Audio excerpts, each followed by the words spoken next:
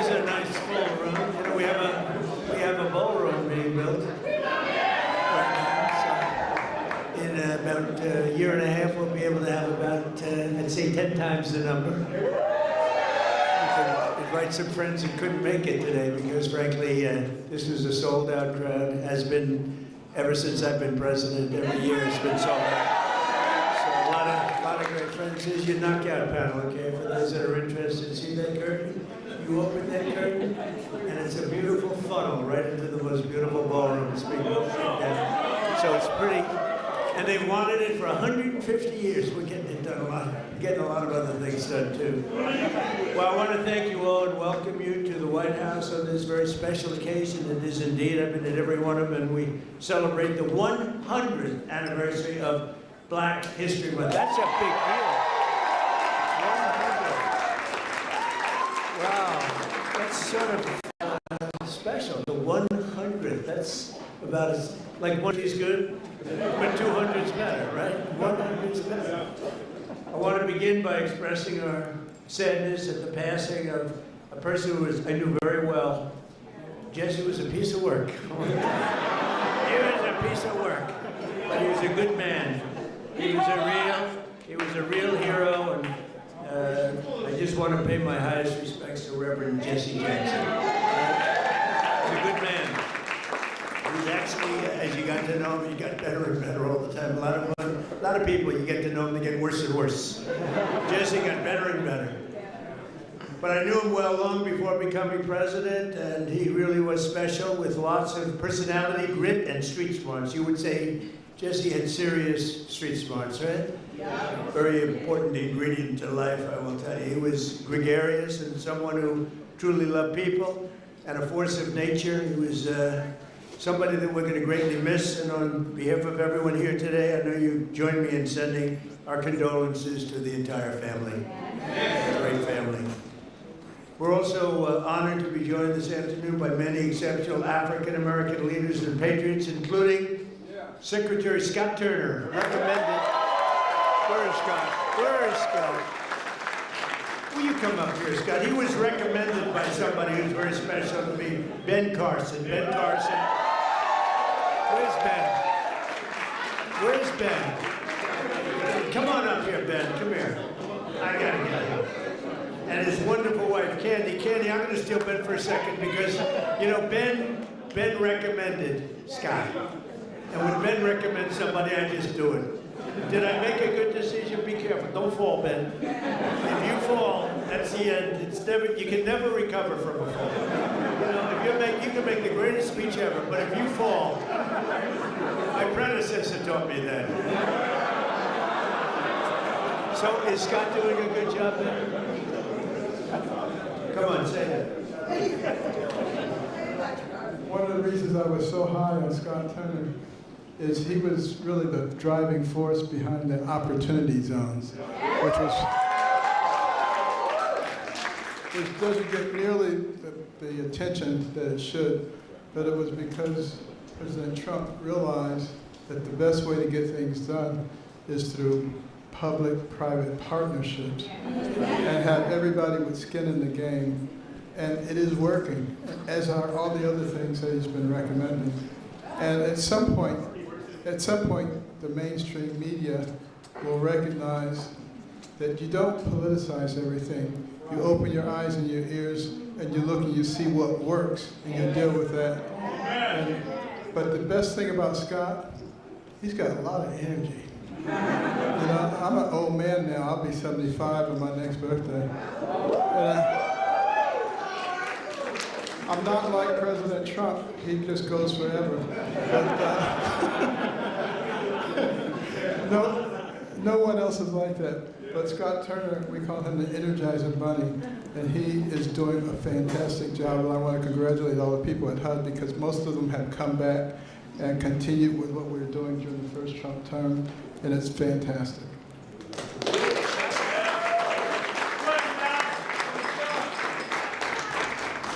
Well, just very briefly, thank you, Mr. President. We are so grateful for your leadership and for your heart for America. And Dr. Carson, who is a tremendous just leader, servant leader, and been a great mentor to me. And you know, I never thought that I would see the day where I'm standing between the president and Dr. Ben Carson. That's pretty cool. Yeah. And so I just want to say to everyone that's here, you know, as we celebrate this special day in not only Black history, but American history, this year that we've been here, you know, under President Trump, the Lord has been so gracious to us, and he's been faithful, and the president has been a tremendous leader in his work ethic, his heart for people. And when he says America first, he really does mean America first. Yeah. And so, and to be able to stand on the shoulders of Dr. Ben Carson and for the president to trust Dr. Carson at his word is truly humbling for me. And so to stand now as the servant leader and the secretary of HUD, I'm grateful to the Lord, I'm grateful to the president and Dr. Carson, and I promise you we will continue to do good work and to make not just housing affordable and everybody achieve the American dream, but really to bring transformation. And so that those that are in our country who depend on subsidies and this, that, and the other will get off of that and live a life of self-sustainability. So God bless y'all.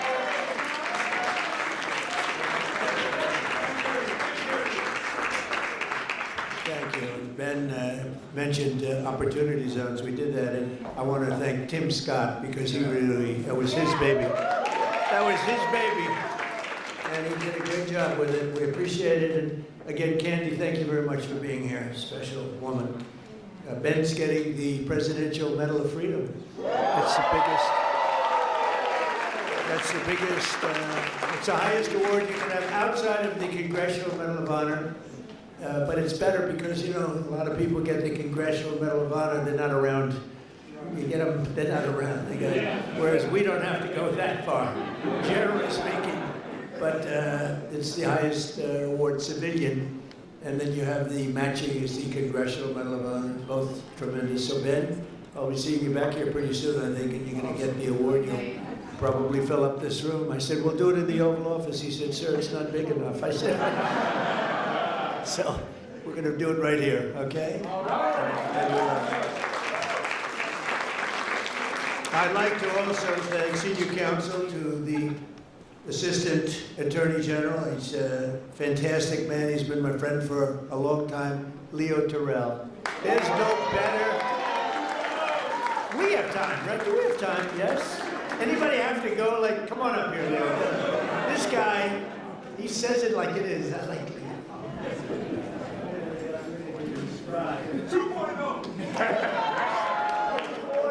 Let me just thank you very much, Mr. President. First of all, we are living under the administration of the greatest president in our lifetime. And we have the hottest country in our lifetime. And I want to make sure the mainstream media knows this because you represent the people who basically counter what the mainstream media has done. President Trump was the president who fully funded historically Black colleges and universities. President Trump took the lead and performed criminal justice reform.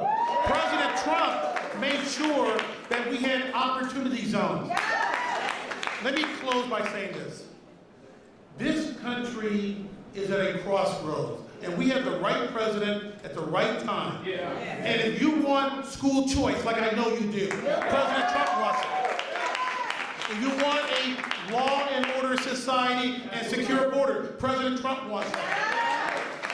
And more importantly, I say this because this is the greatest country on the planet.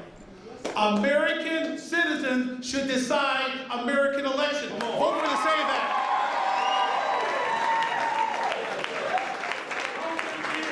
Leo 2.0. We love Leo. Thank you, Leo. That was very good.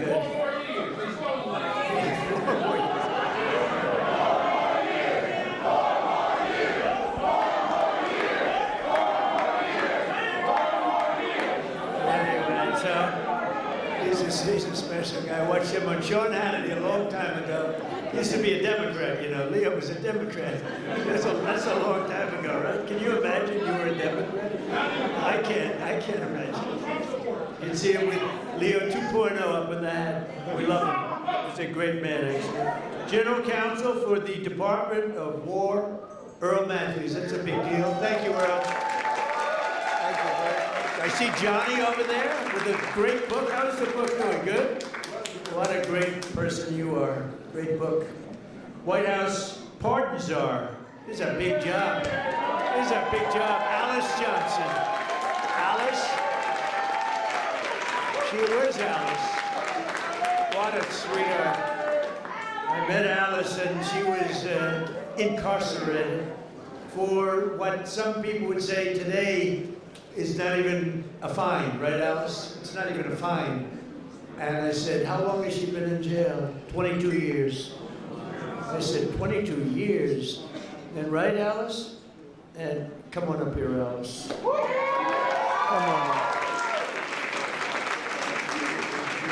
I said, 22 years, and she was on a phone call. This was over a phone call. I know about fake phone calls too, Alice, you know? They tried to get me in a fake phone call. But Alice was in jail for like 22 years. I said, how many years does she have left? 28. I said, 28 years left. And I said it, and I mean, she admitted she made a little mistake, but it was not the kind of a mistake that you serve 50 years in jail for. Like maybe a couple of months, maybe less than that. And I said, this is the most unfair. And then when I met her, I fell in love. My wife was very upset with it. My great first lady did not like that, Scott. She didn't like it, but Alice is great, and say a couple of words. It was so ridiculous. 22 years, she had 28 left. And I said, let's get her the hell out of here. We got her out. We did a commune, and then when I got to know her, she was so high quality, I said, full pardon. So she's cleaner than anybody in this room, even than my friend right here. She's cleaner. Because of that, she's cleaner than anybody in this room. Thank you, Mr. President. The feeling was mutual. I fell in love with this man, with his heart for this country, with his heart to really bring America back to the form of greatness that it deserved. And that's exactly what he's done. My story is truly a Joseph story. This president right here, President Donald Trump, brought me from the prison pit to the White House. Only in America could there be a story like my story. And President Trump is the only president who would have had the courage to bring someone like me, someone who received a second chance, but who knows more than someone who has sit among the captives, than someone who has been in captivity themselves. I did not get comfortable in my own freedom, but I went back, as Harriet Tubman said she did. She went back to draw many others into freedom.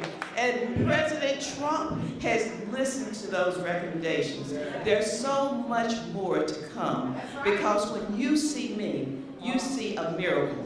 You see hope. You see second chances. And you see someone who is willing to roll up their sleeves and do the work, do the hard work to help individuals gain their freedom. President Trump did something historic in his first term. He signed the First Step Act into law. And for that,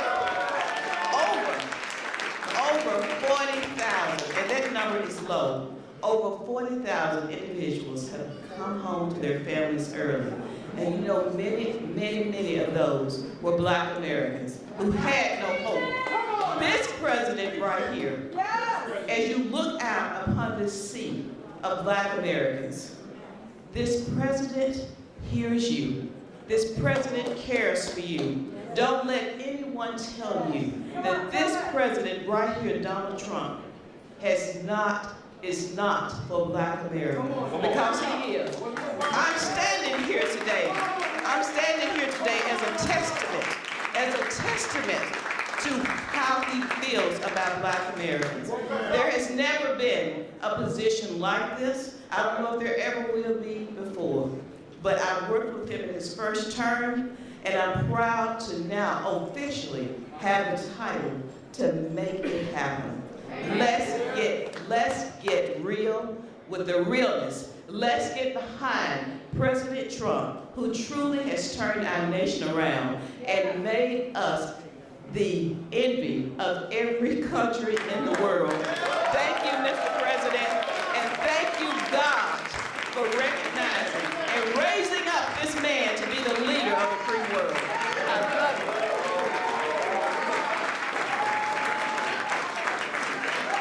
Great woman.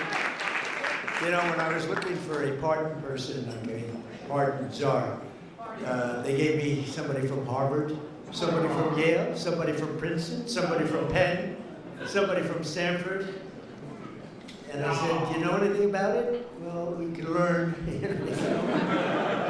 And when I met Alice, I said, she's better than these people. And she's done a fantastic job. You know, I said to Alice, I said, so I'm looking for people like you to let out. How many people are there like you? She said, many. I said, many? In jail. Think of it, 22 years she was in jail, and she had 28 years to go on a phone call. You admit you did a little something wrong, right? But it was like, okay. It wasn't 50 years. Even if you said 6 months, today it would be probably nothing. But even if you said some little time, but I said, I'm looking for other people like you. How many are there? Many. Then I was worried, I said, well, maybe she's going to say everybody should be let out. I would not believe her that. I said, so Alice, are there people that shouldn't be? You met a lot of people, right? Are there people that shouldn't be let out? Absolutely. Then I felt better. Because there's some bad ones in there too, right? But you are fantastic, and you've been great and so respected all over the country, all over the world in a sense. You've become a very big story. Thank you very much, Alice. I appreciate it. And we have Lynn Patton. Lynn, thank you. You've been such a help. And Kelly Mitchell, thank you, Kelly. Thank you. Where's Kelly? Thank you, Kelly. And we have Dr. Alveda King. Thank you, darling. Thank you. You've been with me from day one, right? From day one, she's been there. She's been fighting for me, and I fight for her. I don't have to do too much fighting for her. She takes care of herself. Thank you. Thank you. We can say Merry Christmas is right. Thank you. Thank you for all that support for years, right? Even before Alice, a long time, years before Alice, right? Thank you, darling. Corinne Rankin, thank you very much. Thank you very much. Thank you, Corinne. And Deontay Johnson. Thank you. And a man who's been with me for a long time, and he's never asked me for a thing. Bruce, thank you very much. Bruce Lavelle. Thank you very much. I wasn't sure if they had your name down here, Bruce. I was going to mention you anyway. Okay, but they had your name. They did a job, finally. They always leave a lot of names out, and that bothers me. Like I see Scott Bessent, his name was left out. First time ever. Look at Scott. I'm looking for his name. I'm looking for his name. I said, I bet he's the greatest Treasury Secretary we've ever had. I think he's, how's the economy doing, Scott? Good? The best. It's really, people are going to see, and watch the State of the Union. We're going to be talking about the economy. We inherited a mess, and now we have prices way down. We have energy way down. Gasoline is now breaking $2 a gallon in many places, and it's been actually amazing, but Scott's fantastic. I don't want to forget to mention him. I'd be in big trouble. All of a sudden, the economy would turn bad on us. I'd say, what happened? It was Scott. Thank you, Scott. And Secretary Lori Chavez DeReamer. Lori, thank you very much. Secretary of Labor, Assistant Attorney General Harmeet Diller. How are you doing? How are you doing with Harvard? How are you doing with Harvard? You know, Harvard's extremely discriminatory, unfortunately, and it's working good. Harmeet is on their trail, right? Good. You keep doing them. The hell with them. I like the historically black colleges and universities, which I saved. Leo 2.0 said it, but which I saved. We saved them. They had no funding, and every year they'd come back, and I got to know some of the heads, and every year they'd come back, and after my 30th first term, They said, you guys keep coming back. Why do you keep coming back? I said, we have to come back every year. For years and years, they had to come back. And one of them said, one of the heads, a great guy, said, they make us feel like beggars. We have to come back. I said, I'm going to get you long-term financing. And I got it for them. And I said, the only bad thing, I'll never see you guys again. I haven't seen too many of them. But we took care of the historically black colleges and universities, right? And it was a great thing to do. And so many others are in the audience that are just friends of mine, so many. But if I introduce all of you, we're going to be here a long time, and that's unacceptable. Not only are we celebrating the century of Black History Month, also, as you know, this year we'll also be celebrating the 250th anniversary of our nation's founding. And the good thing, when they cheated on the election, they made me wait 4 years, and because I waited 4 years, I get the 250th year. I get the Olympics, which I was the one that got it, and I get the World Cup. So I got the World Cup, and I said, you know, it's too bad, before all this nonsense took place, I said, it's too bad, I got the World Cup to come here. Johnny, another Johnny, we got the World Cup. It was fantastic, the head of it, one of the great people. And I said, the only bad part is I won't be in office because my 4 years will be up. This would have been the more traditional route. And then they cheated on the election, and I said, now we won by so much. We won by millions of votes, but they cheated. It was during a COVID period, and they cheated. And we did it again, and we made it too big to rig, too big to rig. And by doing that, I ended up getting the Olympics. I ended up being responsible for both of them. And we're going to have a great year, but we're going to have a great 3 years. We're going to have hopefully we're going to have a great century, because that's ultimately. We'll get it started. But as we honor America's 250, and I can't say that I got the 250. I tried doing that a couple of times, Bruce. I said, I got the Olympics, I got the World Cup, and I got the 250 in the year. They said, you didn't do that. I said, you're right about that. I didn't do that. We happened to be here at the right time. That's all that was. But we thank God for the strength and courage and grit and devotion of Black Americans who have helped make America the most powerful country in the history of the world we now have. And you saw that with our attack a few weeks ago on Venezuela. We have the greatest military in the world. We make the greatest equipment in the world. There's nobody even close.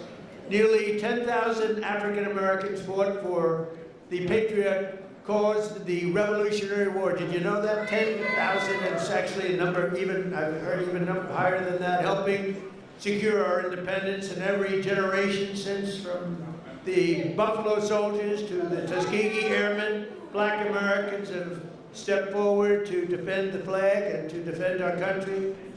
Like few others, really, like few others. And you've never really been given the recognition that you should get for that. You know that, Ben? They never, I don't think a lot of people have given the kind of recognition, but everyone knows all about the Tuskegee Airmen. They were great and amazing. The Buffalo Soldiers, do you know the Buffalo Soldiers? Good stuff, right? From jazz to the blues, that you know, that you do get recognition for. Jazz to blues, from rock and roll to rap, black artists like Chuck Berry, Muddy Waters. How about Nicki Minaj? Do we love Nicki? I love Nicki Minaj. She was here a couple of weeks ago. She's so beautiful. Her skin's so beautiful. I said, Nicki's so beautiful. Her nails like that long. I said, Nicki, are they real? She said, she didn't want to get into that. But she was so beautiful and so great, and she gets it. You know, more importantly, correctly, she gets it. But black leaders, from Frederick Douglass to Martin Luther King, right? Little relative over here, have made our country freer. They're really, what they've really done is made life more just. And black athletes have inspired billions around the globe, from Sugar Ray Robinson, Sugar Ray Leonard also, by the way, what a great fighter. Muhammad Ali was a friend of mine. I put a picture of myself and Muhammad. It was another piece of work. You talk about a piece of work, but he could fight, couldn't he? Mike Tyson, boy, I tell you, Mike has been loyal to me. Whenever they come out, they say, Trump's a racist. You know, it's like a statement, Trump's a racist. Mike Tyson goes, he's not a racist, he's my friend, he's been there from the beginning, good times and bad. But Mike Tyson's a great guy, and he was so loyal, always been loyal. And Herschel Walker, speaking about loyal, how good a football player was Herschel? Herschel Walker, now he's the ambassador to the Bahamas. I don't know, Bahamas, Bermuda, is it Bahamas, whatever. It's a nice place. You'd like that, Bruce, wouldn't you? Bruce wants it. And a guy I became really, he liked Trump, Jim Brown. He was tough. He'd come in, he was very silent. He was silent but deadly. He'd come in and he'd look at people, and if he didn't like them, he'd just look at me and he'd go, no good. He wanted to rip their heart out. I would say there can't be a greater football player than Jim Brown. By the way, Lawrence Taylor, great friend. The great Lawrence Taylor, greatest defensive player probably in the history of football. He's a great friend of mine. And, but I'm longer off the tee than him. You know what? Because I take the clip back further. He takes the clip back this far, and he hits it 200 yards. When you can do that, you're strong. He is a great guy, I'll tell you that. And all of this is a part of the legacy that we celebrated on July 4th, 2026, because Black History Month is really all about American history. And this is a big year. This is a big year for you. During my first term, I was honored to deliver unprecedented victories for Black Americans and all Americans, frankly, but Black Americans I single-handedly secured record long-term funding for. I told you, the historically Black colleges and universities. I created nearly 9,000 opportunity zones with our great secretary, and also I think we have to do, and as I said before, Tim Scott really, he came to me with that idea, and we put it into use, right, Scott?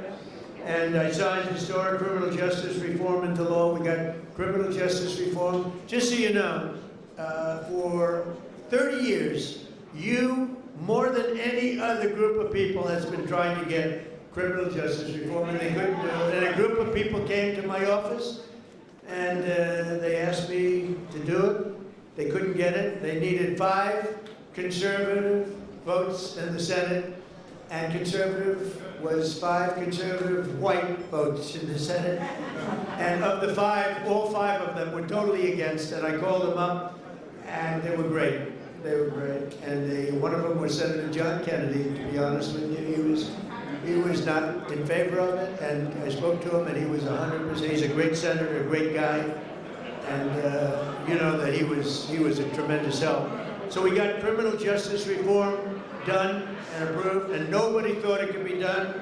And it's no wonder that in 2024 we won more African American votes than any Republican presidential candidate in history. And just over 1 year ago, we had a dead country. We were a dead country. Scott just said it. We were dead as a doornail. We had an idiot as our president. We had a man that was not a president. Number one, he didn't win the election. He was not a president. Yeah, right. He was a real beauty, wasn't he? He allowed 25 million people into our country. Many of them should not have been here. Now we have, by the way, we went from the worst border in history to the best, by far, the best border. But I had the support of many people, Bruce. I had the support of many people in this room, and we've got right now the hottest country anywhere in the world. King of Saudi Arabia told me that. He said, you were a dead country a year and a half ago. Now you're the hottest country. We're the hottest country right now anywhere in the world. And you're a big part of it. And you're a big beneficiary. I tell you what, take a look at your 401ks. Has anybody got a 401k that's lower than it was, lower than it was a year ago? They're double. I mean, they are through the roof. The stock market has hit 53 all-time record highs since the election. And earlier this month, the Dow Jones Industrial Average rose above 50,000 for the first time ever, right, Scott? First time ever. And also, you know, they don't talk about this, the S&P broke 7,000. So when I got elected, they said, for the S&P to break 7,000 within 4 years would be a great achievement for the president. And for the Dow Jones to break 50,000 would be a great thing, but it's not possible. They were talking about it in 4 years. Scott, they said in 4 years it would not be possible to break 50,000 or 7,000 under these two very important, call them a metric, the metrics. And you know what happened? We broke it before the end of my first year. So, right? So we did something. So they said we couldn't do it in 4 years. We did it in 1 year. More Americans are working today than at any time in American history.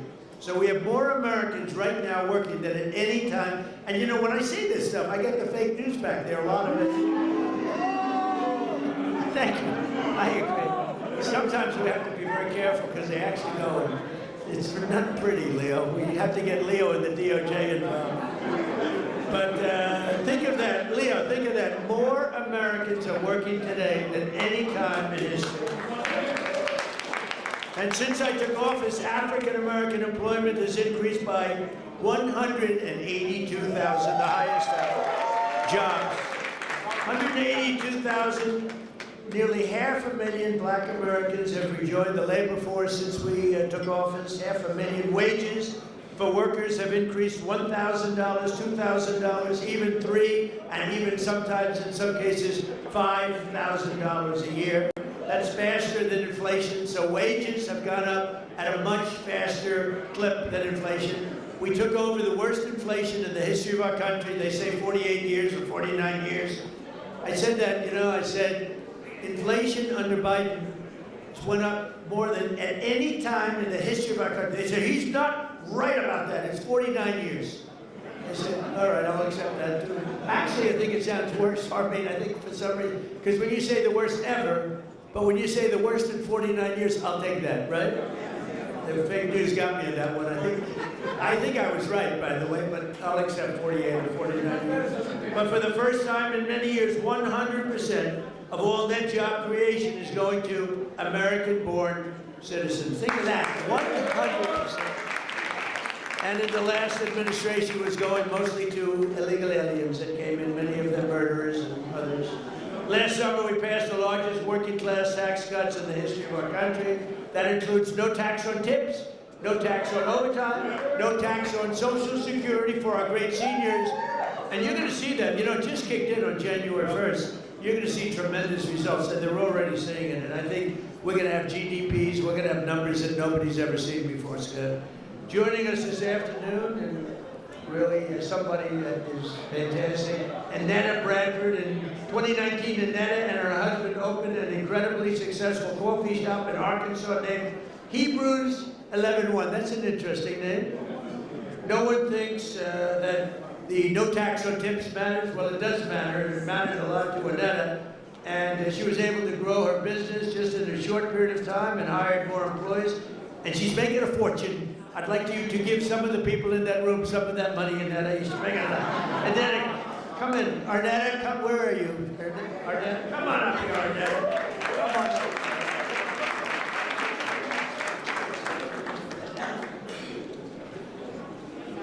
I can't do anything first but say to God be the glory. I have no business being here other than Him having me here. So, yeah, I'm not going to do it. I'm not going to preach. I'm selling myself. Thank you so much for inviting me and having me here. It's such an honor to be here today. Hebrews 11:1. People ask me all the time, why did I even open a business? Why did I even call it Hebrews 11:1? Hebrews 11:1 is my very favorite scripture. Now faith is the substance of things hoped for and the evidence of things not seen. That scripture has walked with me, it has grown me from a little girl on up. Not having no longer my mother here, no longer having my father here.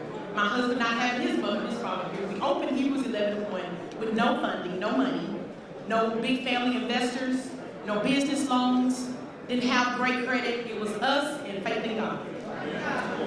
That was 7 years ago. But I ran that business with just myself and one employee.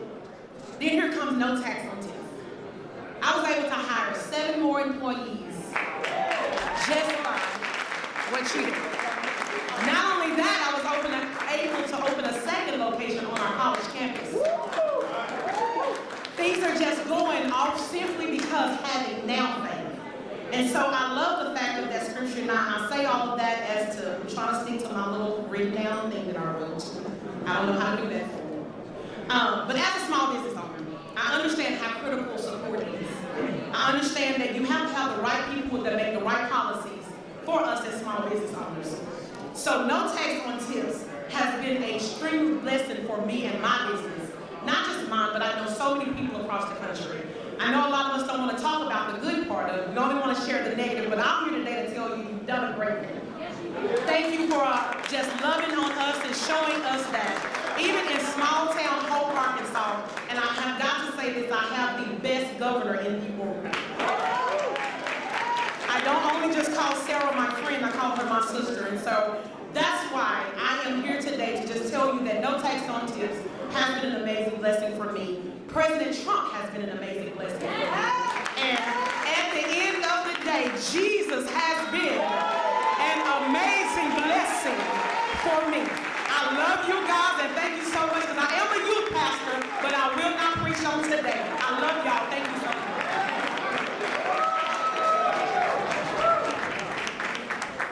Good job, huh?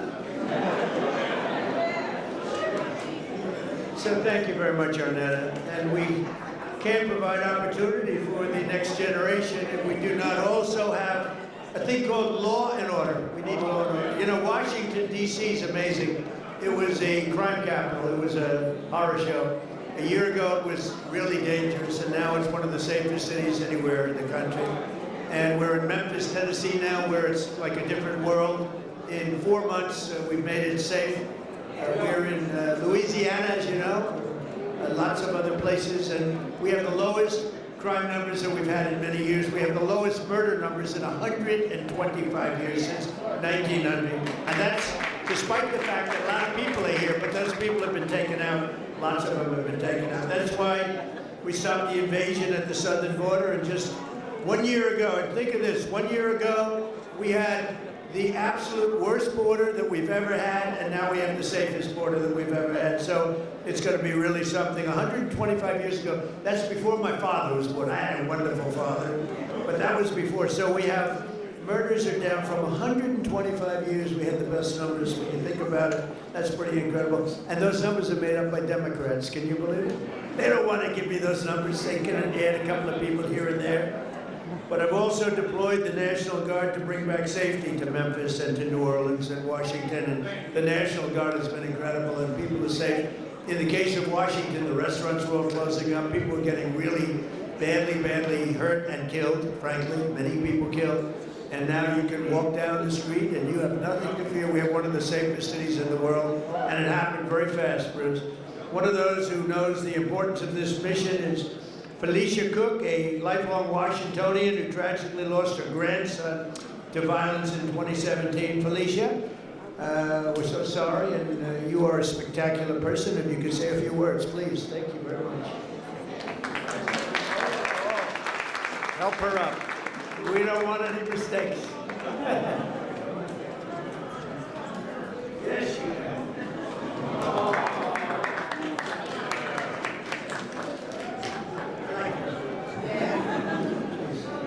One thing I like about him, he keeps it real, just like Grandma. I appreciate that because I can trust him. He tells exactly how he feels and what he thinks. Thank God for this president. I am filled, my cup runneth over. Because he allowed his constituents, his people, to come to my house to interview me, to talk about the murder of my grandson. It seemed like nobody cared. I'm an advocate for murder. I marched, I rallied, I pulled out other families in the District of Columbia that had murders and did not have answers. Ooh. We marched and we rallied, and nobody heard me, Democrats. Get mad at me. Until this Republican sent his constituents, his people out there, to interview me in my home. Have you ever heard of a thing? Then they invited me twice before Congress to testify for the beautiful bill that's going to change crime in the district. If you kill somebody, okay, you take a life, you do life. Just that simple. If you do a harsh crime, you do harsh crime. Just that simple. And if we need National Guard, and which go. He brought it on. I love him. I don't want to hear nothing you got to say about that racist stuff. And don't be looking at me on the news hating on me because I'm standing up for somebody that deserves to be stand up for. Get off the man's back. Let him do his job. He's doing the right thing. Back up off him. And Grandma said it.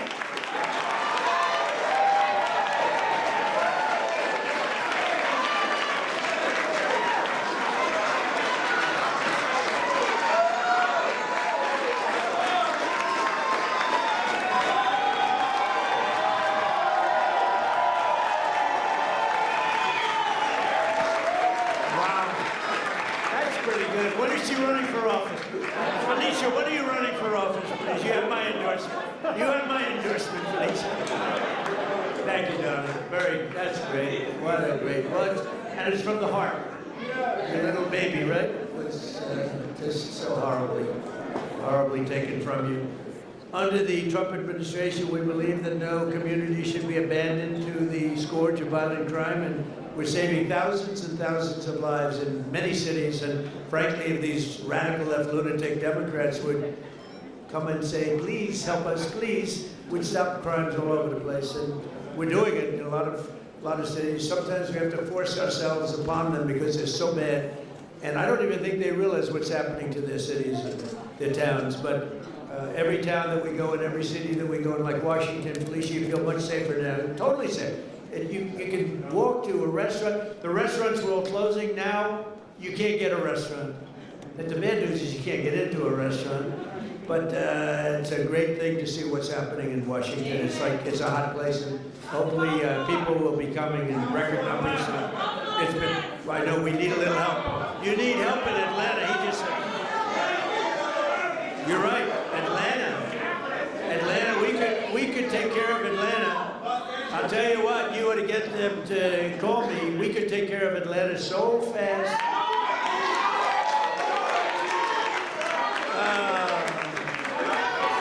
They don't want to call. They don't want to call because they don't want to admit it, and they'll never fix it themselves. Don't forget, we move people out. We don't just go in and be tough guys. We move people out. We take career criminals and we get them out. We bring them back to the country from where they came. And think of it. 90% of the crime is caused by 2% of the people. So when you get the criminals out, you solve a lot of problems. Another way that we're fulfilling our duty to the next generation is the single biggest thing that's happened having to do with schools and education. It's called school choice in our great, big, beautiful bill. Our beautiful bill, which really covers 4 years. We put it all together. That's why we call it the great, big, beautiful bill. This will help millions of African-American children and ensure that no child is condemned to a failing government or a horrible school. And we have a person here who's fantastic on this subject. Greta, would you please come up? Please, Greta, come on up. Thank you. And her beautiful daughter.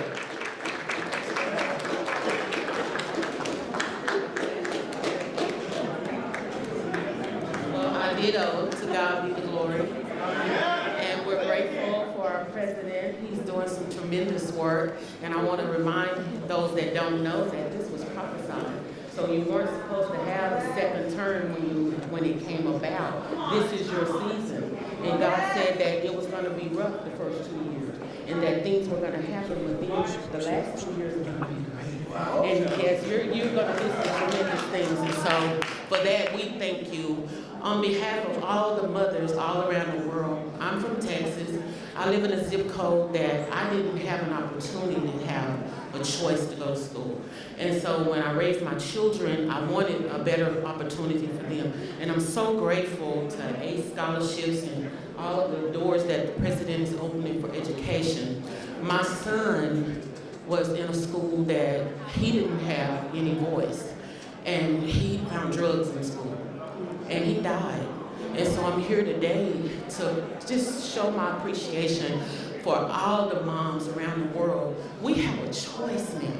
This choice is so important to mothers. I have a child that, because I had a choice, she's in private school, she's thriving. She's thriving. she's going to be an anesthesiology nurse, and she's doing great. And ACE scholarships was a big part of that. Changing education changes everything.